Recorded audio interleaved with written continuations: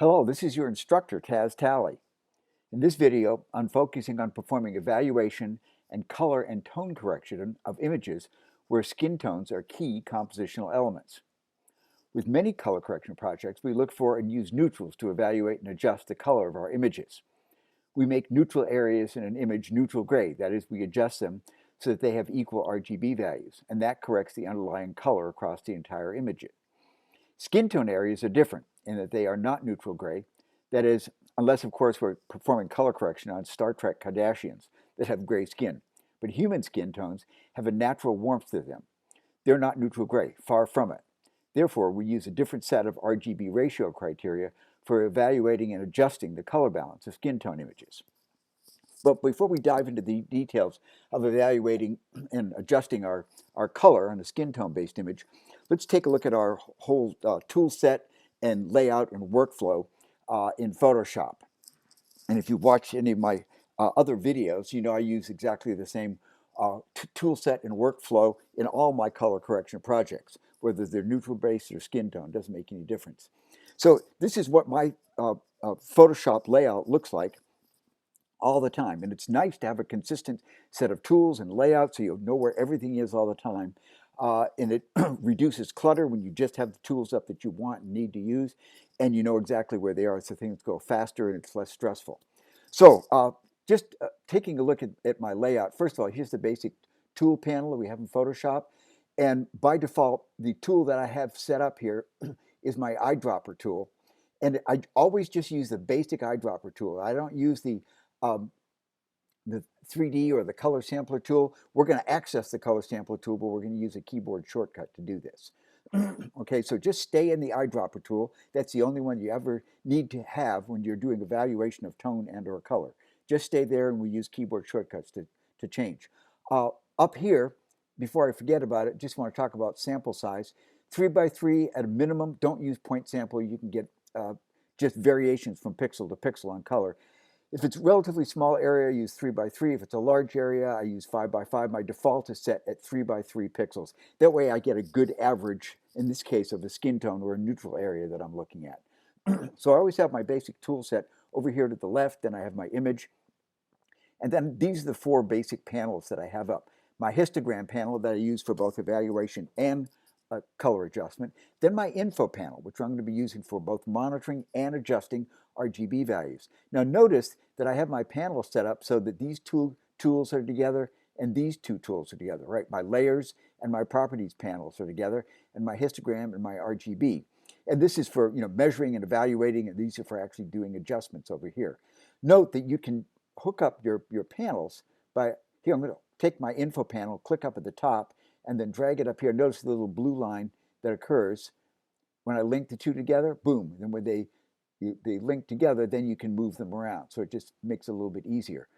And then my layers panel I have here, and then I always put the property panel, I'll link it up underneath the layers panel, because no matter what I choose up here, layer mask, adjustment layer, the tool for correcting that shows up automatically here in the property panel, and we'll see in just a few minutes.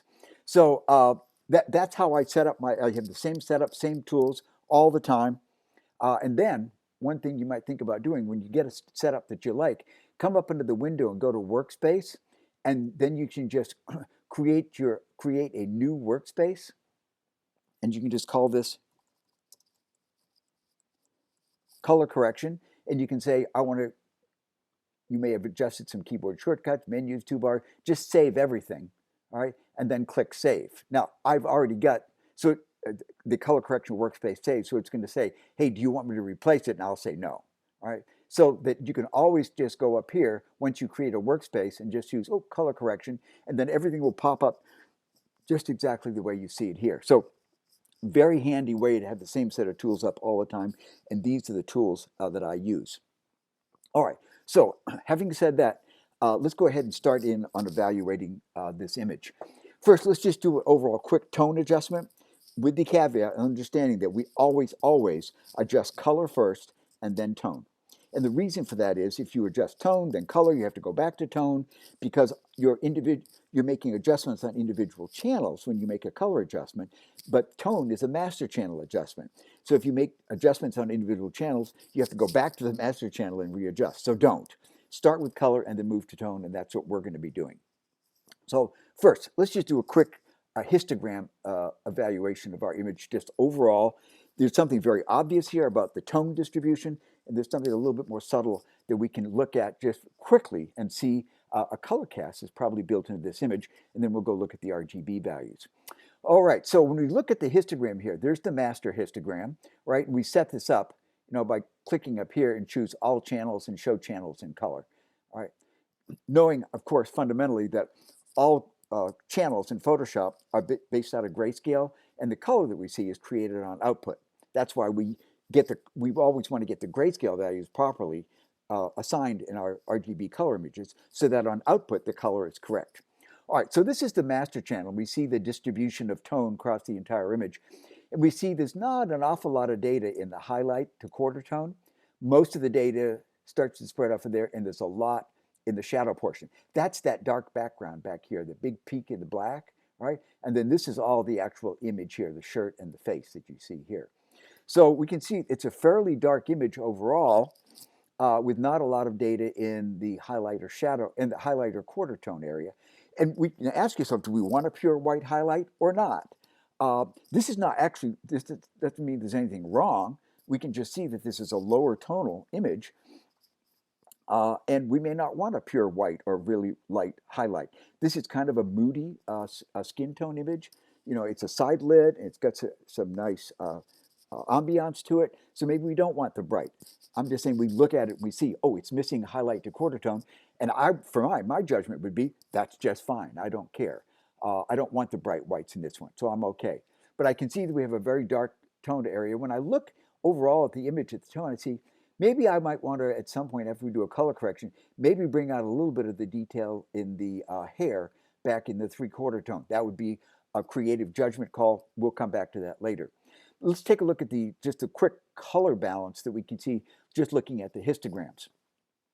And when we look, we can see the red starts at about the quarter tone. The green starts a little bit darker. And we can see that, look at the blue values here at around the quarter tone. The blue looks like it's a little bit higher in the quarter tone than particularly the green, and even higher than the red.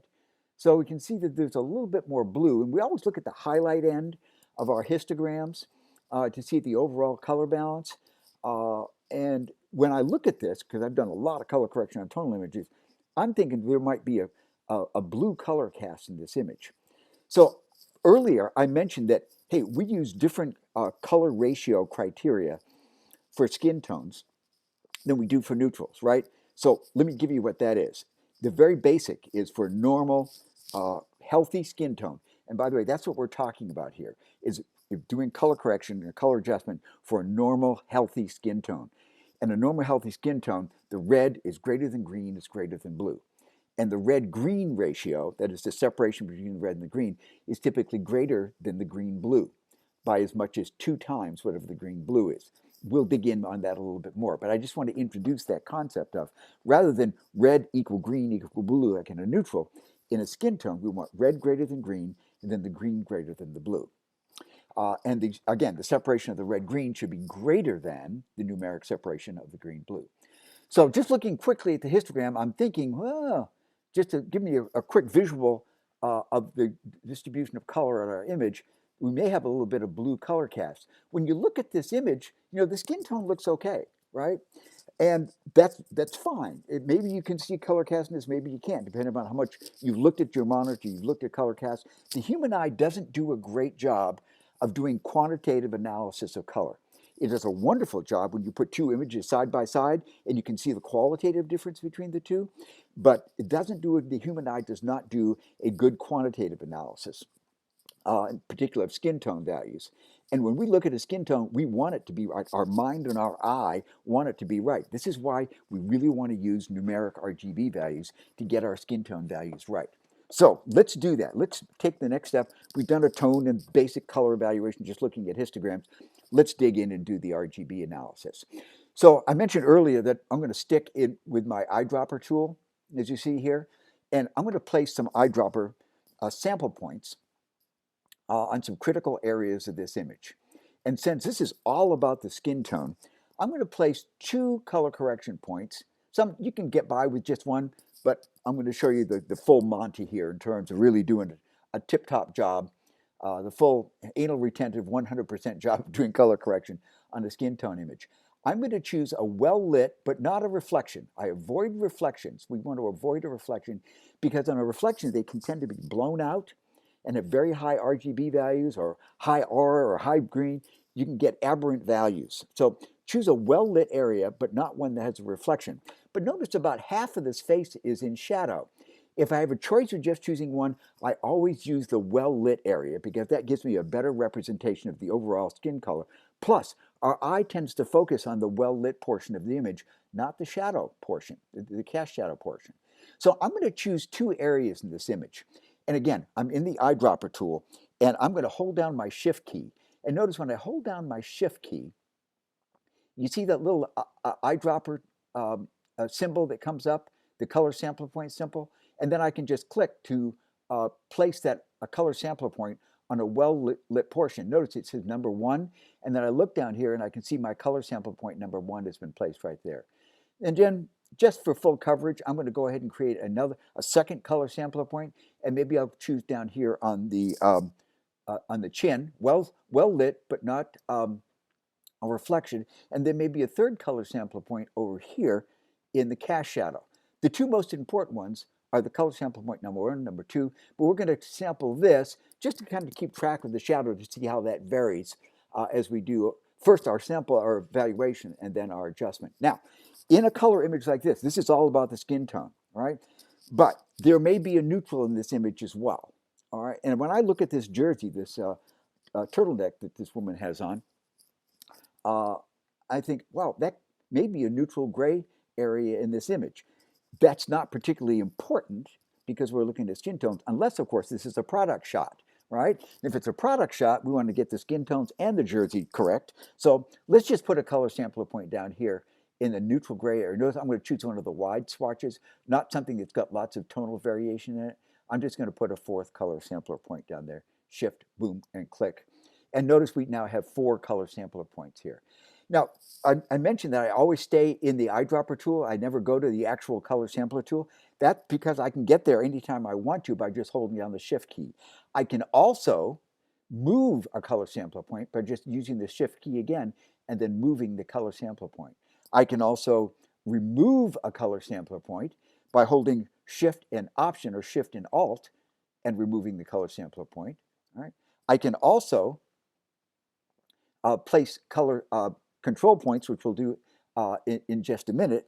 I can also bring up the sampler values by just holding down the control key or press the right mouse button on my, if I'm working on Windows, and I can bring up my sample point 3x3, 5x5 average, which I can do on the fly so I don't have to go up here to actual sample size.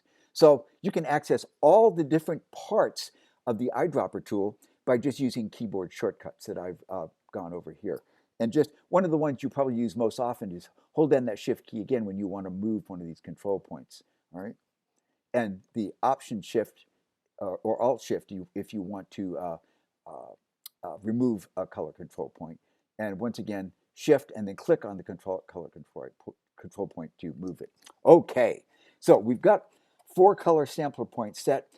You don't have to use all 4 points if you don't want. This is a training video, so I'm kind of putting everything in here. If you just put this 1 point on here and did a color correction, evaluation and correction based on that, you'd probably be good to go. As you'll see as we dig into the RGB values here and make our adjustments. So let's take a look now at our number 1, 2, 3, and 4 color sample points. Keeping in mind that we did a quick histogram eval over here thinking, there's a little bit, seems to be a little bit more blue on the highlight end, and maybe that indicates a potential blue color cast in this image. But the truth is going to be told here looking at our RGB values, right? And remember, what are we looking for? Not neutrals, right? We're not looking at skin tones. We're not color correcting Star Trek Cardassians, right? We're doing human skin tones. We're looking for normal, healthy skin tones. So red should be greater than green, should be greater than blue. And the red-green value separation should be no more than 2 times that of the green-blue, all right? And where we fit in there really is a judgment call, all right? So, but let's just take a look at the values. Red, 189, green, 134. That's okay, all right? But look at blue, 138. That's actually not even just close to green, it's actually higher than green. Let's take a look at color sample point number 2 just to make sure. Red 205, green 161, blue 173. Again, blue is higher than green, which is exactly not what we want, right? The blue should actually be below green by a significant amount, all right? And then let's look at color sample point number 3, which is our shadow value, right? Red 73, green 39, blue 30. Now here the blue is a little bit below, but not by much. Remember I mentioned that the color balance in a cast shadow is different than that in a well-lit area? And here we can see that the blue is actually higher in the well-lit area than it is in the cast shadow. But still, in all, even in the cast shadow, the blue is too high because it's only 9 points below the green. And look how much higher the red value is than the green, and the green and blue are very, very close to each other. So I'm convinced that we have an overall blue color cast. And remember, we got a hint about that when we looked at the histogram, the highlight end of the blue channel on the histogram. And now we have confirmation. We have quantitative RGB value analysis confirmation of we got a blue color cast. Remember, the skin tone doesn't look all that bad on screen, does it? All right, wait till we do the correction and you'll see the difference. But before we go on, remember we talked about there may be neutrals in there as well. And if this shirt is neutral, we're not sure if it is, but we put our color sample point number 4 as a quote unquote potential neutral, particularly if this were a product shot as well as a skin tone image. Let's take a look. 174. Now remember, if this is a potential neutral, the 3 RGB values should be equal, right? Because it would be neutral gray. 174, 178, pretty close. Look at that 203. See how high the blue is in relationship to the red and the green? That gives us even further confirmation that we've got a blue color cast in this. All right, we're going to keep monitoring that as a potential neutral area, but we're going to focus on the skin tones. All right, so, all right, what are we going to do to correct this? Well, we're going to add a curves adjustment layer to our image, to our file here. And we're going to use an adjustment layer because it's a non-destructive editing tool. All right, so we're going to go up here. We're going to go to our layers panel, and I'm going to click down here, and I'm going to choose curves. All right, don't go to levels. All right, if you create a levels adjustment layer, all you get is 1, 2, 3 adjustment points. All right, Command Control Z to undo that. All right, when you choose a curves adjustment layer, you can adjust the tone and or color across the entire tonal spectrum. All right, curves are much more powerful than levels for doing tonal and color adjustment. So stay away from levels, use curves. It's more complicated because it's more powerful, but once you understand how to use this tool, oh my gosh, it's terrific. All right, so what have we done here? We've added a curves adjustment layer, and it automatically adds a layer mask, and it's a layer mask that applies to the entire image. You can make a selection, save the selection out as a layer mask and apply it to the channel, add it to the channel here, and then you can perform the adjustment on just the layer mask control portion of the image. But we're not. We're doing across the image, a whole image color correction. So we're just going to keep the layer mask as it is, full white. This is going to apply across the entire image. And when we click on the curves, notice when you have an adjustment layer, you can activate the layer mask, which gives you layer mask controls, or you can click on the adjustment layer itself, and there we get the curve controls, right? That's why we set these two up underneath each other, right? So that they're linked together. Whatever you click on here, the adjustment automatically shows up here. You never have to go back to your menu, so it's great. Okay, so what do we have here? I mentioned this is non-destructive editing. Right? Rather than just bringing up the curves tool and applying it to this image, we use a curves adjustment layer because it doesn't actually apply it to the image. It holds it in the adjustment layer until you export, like as a TIFF or a JPEG. We'll talk about that later. And so this is fully non-destructive editing. You can come back and change it at any time with no effect on the actual pixels in the image in terms of changing, adjusting the pixels for a final output. We're going to do that when we do a save as, and then apply the adjustment layer as we output. All right, so what do we have here? We have an adjustment layer, as I mentioned, that has controls all the way across the tonal spectrum. This is the master RGB. Notice it says RGB histogram. There's also individual histograms, red, green, and blue. So there's the red channel, right? And notice that there's keyboard shortcuts, and we're going to use those going forward to adjust these channels. Who wants to point and click to get the channels up all the time, right? And it's Option or Alt 2, 3, 4, and 5 to go to the master, the red, the green, and the blue. All right, so we'll start with master Option or Alt 2, and then 3 to go to the red, Option or Alt 4 to go to green, Option or Alt 5 to go to blue, and Option or Alt 2 to go back to master. So we can go to any channel we want, lickety-split, just by using the keyboard shortcuts to do that. All right, so we've got our color sampler points. We know that we're high on blue, don't we? So we're probably going to start this adjustment. Oh, and by the way, by using this neutral here, and notice that the red and the green were pretty close to each other, indicating that this is probably a pretty good separation between red and green on a potential neutral. The blue is very high. So we're going to start by adjusting the blue channel. Sometimes you'll need to do multiple channel adjustments. I think here we're going to be okay with just the blue because the red-green separation looks pretty good. Notice here with the about 190 and about 135, got 35, 45, 55, 65, 75, 85, and then 90. That's about 55 points of separation between red and green. And as we notice, the blue is just above the green. So we're going to want maybe about 20, 25 points at least separation between the green and the blue because we've got 55 points of separation of the red-green here. Notice again here in point number 2, we've got about 50 points of separation between the red and the green.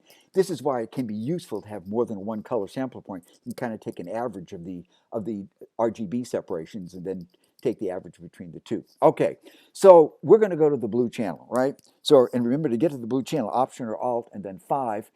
But, and let me show you a keyboard shortcut for applying a color control point on the blue channel or on multiple channels. And I'm going to show you actually on the red channel because it's easier to see. So Option or Alt 3. I can apply set a color control point just holding down my Command key. Click on, I'm moving over to the image here. I'm going to click on color control point number 1. All right, and watch what happens over here on the curve, on the red curve. I'm going to Command click, and it automatically puts a color control point on the red channel. Do you see that? That's a color control point. Now, if you watch some of my previous videos, when we were just doing individual color control points and individual channels, that's how we set it. I'm going to Command Z to take that away, and I'm going to show you something. I'm going to go back to Option or Alt 2, and I'm going to Command Shift on this number 1 control point, and then we're going to look at the 3 channels.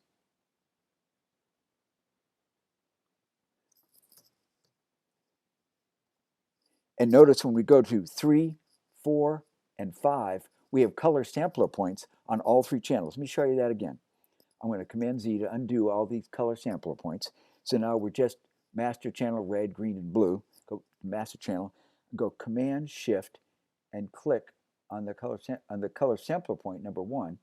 All right, and then go to the 3 individual channels. The red, notice the control point. The green, the control point, and then the blue is the control point.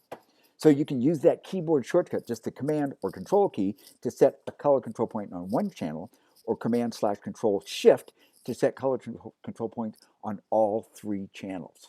Very, very quickly. Okay, so we want to use the color control point on the blue channel. And just so I don't forget to remind you of this, if you haven't watched my other channel or color correction videos, we had just to remind you, I can switch color control points when I'm on an individual channel by just hitting the plus sign on my keyboard. All right, and notice you've got the little crosshair that shows you which color control point is currently active. If I hit my plus sign, it goes to the highlight control point. If I hit my minus sign, the plus sign again, it goes to the shadow, and I hit it again, and it goes back to the initial. Notice if I put a second color control point, like on number 2, all right, I get one that's very close to the original one. So we have kind of a double point there. But I'm going to take that off. Let's put one here on the shadow. You can add as many color control points as you want to an image. All right. So let me just go through that one more time, just so you see. I'm going to go to Curves. All right. I'm going to go Command Shift. I'm going to click on my number 1 control point, and I'm going to go to my blue channel. All right. And there's my color control point. All right. Very, very quickly. Once you get used to do this, lickety split, you go right there. And once you know that's the blue channel that you want to adjust, you create your color control point, and away we go. All right, so we've created our color control point. It's pre-selected. You can see with that crosshair on the curves right there. And now we're going to use one of the reasons you like to use color control point, instead of having to point and click with your mouse, which is time consuming and just aggravating as all get out. Once you've got a color control point, you can just use your up and down and left and right arrows. And here, we know we want to lower blue, so we're just going to use our down arrow on our keyboard, and we're going to monitor our blue value on particularly our color sampler point number 1 and color sampler point number 2. Let's just focus on color sampler point number 1 here. And notice we said that we've got about a 50-point separation, 40 to 50-point separation between the red and the green, which we're going to initially say that's okay. We've got a good separation there. So if we want a maximum of 2x for 2 times that of the red-green versus the green-blue, we'd want around 25 points of separation between the green and the blue. So let's just start hitting our down arrow and watch 2 things as I go here. Watch the blue control point, and then watch the blue values over here. We'll just look at color sample point number 1 to get started. All right, I'm going down, down, down, down, down, down. And notice how the RGB value, the blue value, and the blue value alone on this channel, all right, is being selected, is being lowered. All right, so now I'm at 105 on the blue channel, and we've got 190, 134. So this is about a 25 point now separation between the two. And notice that the blue value over here, and notice we've got 2 sets of values. And the first set of values were the starting values on both sides. And the second set of values are the current values. So here we went from 138 to 105, and here we went from 173 to 145. This is about a 15-point separation. We could go a little bit lower, if we want to kind of split the difference between the two. We can lower that blue value just a little bit more. So we get about a 30-point separation, 25 or 30-point separation. And how far do you go? Well, it's a judgment call, honestly. If you've got red is greater than green is greater than blue, and the red-green separation is greater than the green and blue separation, no more than 2x for a normal healthy skin tone, anywhere in there that you judge based upon the overall look and feel of the image works well. So long as red greater than green, green greater than blue, and the red-green point value separation is higher than the green-blue, you're going to end up with a decent normal-looking skin tone. How far you go is a value judgment based upon the image that you're looking at. All right. So I would probably focus on this point right here. I like that number 1 control point. So I'm going to kind of focus on what I've got here, my blue value here. So there we've got about a 30-point, maybe go for about a 25 or so point separation between the two. And I don't have to go into any of the other channels. I'm perfectly fine. And notice how the blue channel here now, well, we made our adjustment, is now not quite as robust as it was to begin with. And let's do a compare and contrast, right? Before and after. I'm going to come up here. I can do it working on my layer. I can turn off the visibility of my layer, or I can come down here and I can just click and hold to see before and after. All right? And look at the difference between those two. There's the before, and then there's the after. Holy smokes. Remember how we said when we first looked at that, hey, the skin tone looks okay. Couldn't really see the blue color cast in there very well because the human eye sees skin tone and it wants to see it as warm. But now when we look at this and we do a before, the after and then the before, oh my gosh, it's very obvious that we had a blue color cast in this image, didn't we? Oh my gosh. So much, much warmer image, right? Much better looking skin tone. Oh, and since we went and created this, let's just look at our potential neutral, and notice here we've got 174, 178, 185. You know, if the shirt, if we were after the shirt, if this were a neutral based image, you know, we would just continue on down until we got to 178, all right, to make that a neutral gray shirt. All right, I think that's a bit too warm for this image. All right, but you know, if this were a shirt image and it was both the skin tone and a product shot, and the shirt we wanted to make sure was the neutral gray, then I'd probably have 2 color sampler points on that as well as the skin tone. All right, but I'm not so worried about the shirt. I'm really worried about focusing on the skin tone. So I'm going to base it on my primary color sampler point that I have here, and that's that one right there, the number 1 color sampler point. And I look at it both the red, the number 1 and the number 2. And yeah, let's take a look at the number 3, which is the shadow. Here we see the red is greater than green, is greater than blue. And we've got about a 20-point separation there in the shadow. Remember, that's less important, but we're using it to help us do an overall evaluation of the image. I'm very happy with the RGB values of this image. I think it's got a nice warmth to it, but it's not too warm. And it sure looks an awful lot better than the original blue, which is a huge blue color cast. And now we've got a nice warm skin tone.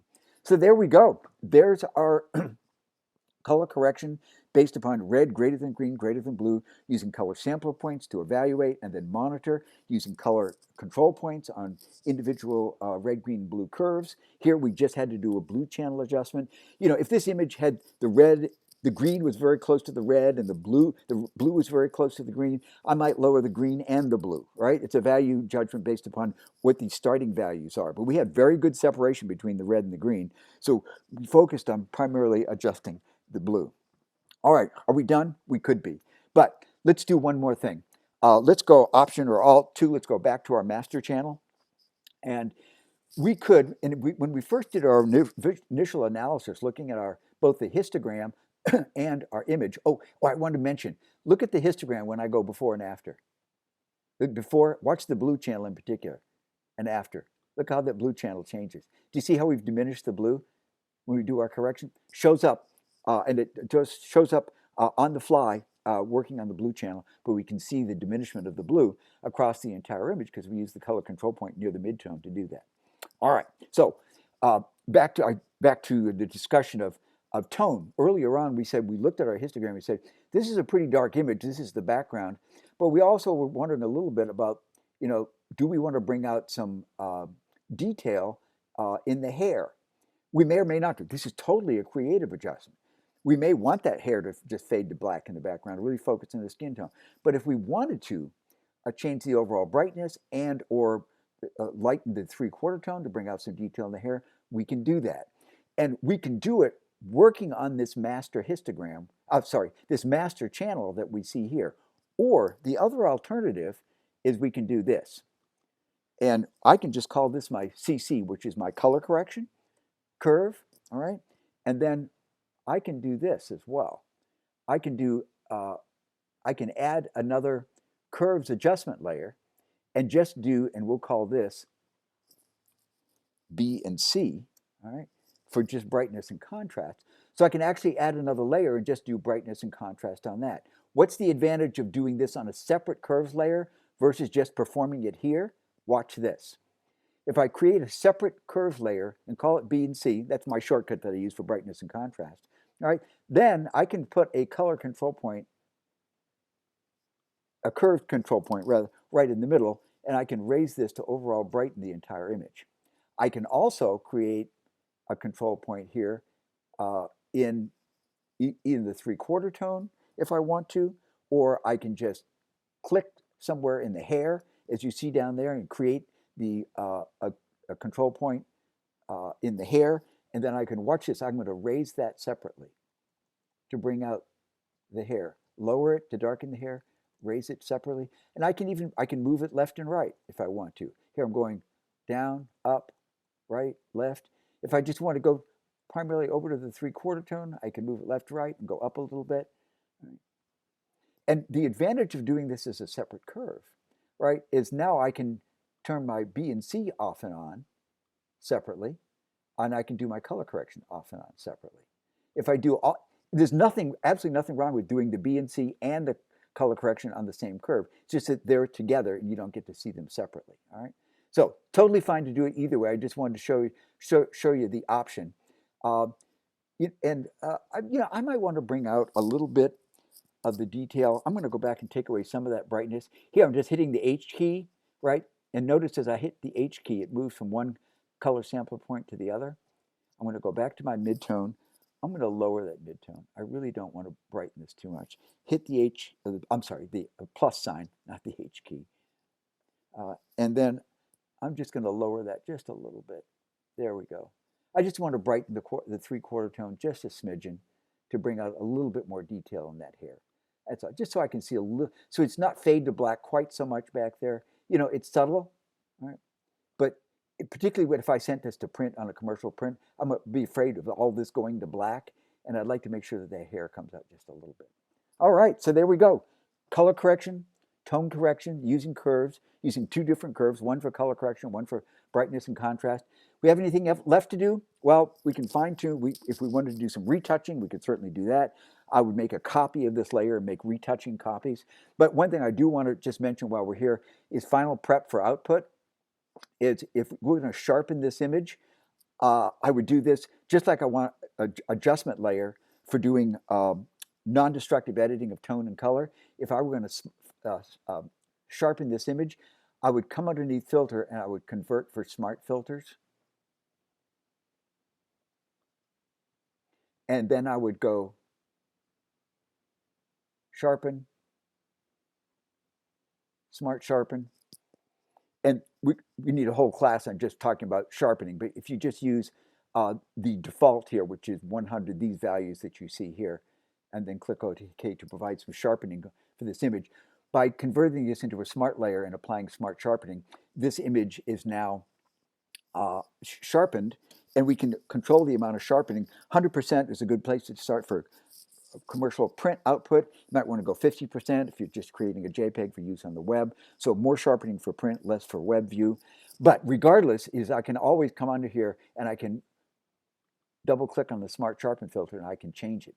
So if I wanted to take this from 100 to 50, all right, for my sharpening amount, because I'm going to say I'm going to save the as a JPEG, then I can do that. Again, this is non-destructive editing here by applying a smart filter, just as I've applied non-destructive editing to the color and the tone using adjustment layers. You'll notice, and I wanted to mention that I'm not using clipping mask controlled adjustment layers. That is, I'm not offsetting these to the right because there's only one layer in this file, and I'm applying the adjustments, the tone and color adjustments, across the entire image, so there's no need for a clipping mask controlled adjustment layer, which we want to use if we are adjusting tone and color on individual layers or multiple layers within an image. So there we go. And just a final comment about output is save this original Photoshop file. Never ever flatten this, so keep all your editable layers. You can perform a save as, right underneath your file menu. You can come up here, and choose save as, and you can save this out as a flattened TIFF if you're going to go to print, or as a JPEG if you're going to go to the web. But always save your original RGB multi-layered Photoshop file, your .psd file, for future editing. So, and again, you would save that. It's saved out as a Photoshop file. You could save it out as a TIFF. You could save it out as a JPEG for the web, but always keep your original .psd native Photoshop file with all the editable layers. So there we go. There's color correction for skin tone images that have key skin tones as part of their compositional elements.